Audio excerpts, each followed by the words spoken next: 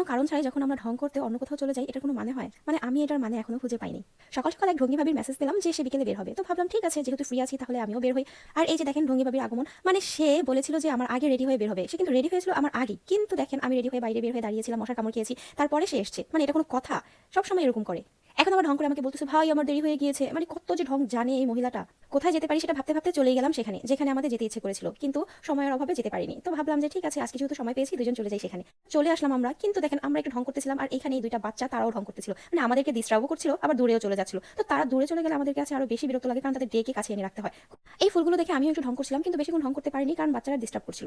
এরপরে ভাবলাম যে না একটু হাঁটি, কিন্তু হাঁটতে গিয়ে দেখি যে এরা দুই বোন কি যেন বলতেছে। এরা কি বোন নাকি বান্ধবী কিছুই বুঝতে পারছি না, নাকি সতীন সেটাও কিন্তু বুঝতে পারছি না। তো যাই হোক, এরা কি বলছে সেটা যদি আপনারা বুঝতে পারেন তাহলে একটু জানায়েন।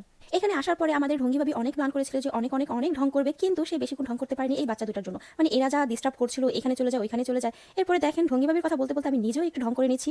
আর ঢং না করলে কি হয়, এত সুন্দর জায়গায় এসেছি, একটু ঢং করতে তো এমনিতেই ইচ্ছে করে। তো যেই ভাবে সেই কাজ, ঢং করে নিলাম। আর এত এত ঢং করছিলাম, আশেপাশে সবাই আমাদের দিকে তাকিয়েছিল, আর এদের পেছনে ছুটতে ছুটতে আমাদের অবস্থাও শেষ।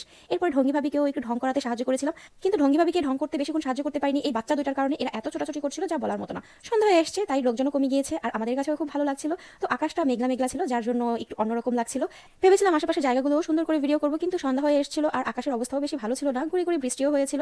তো যার কারণে ওরকম ভিডিও করতে পারিনি। আর যদি পরিষ্কার আকাশ থাকতো তাহলে আরো সুন্দর লাগতো এই জায়গাটা। তো যতবার এসেছি এই জায়গায় তখন পরিষ্কার আকাশ ছিল আর আকাশটা দেখতে এত সুন্দর লাগছিল এখানে।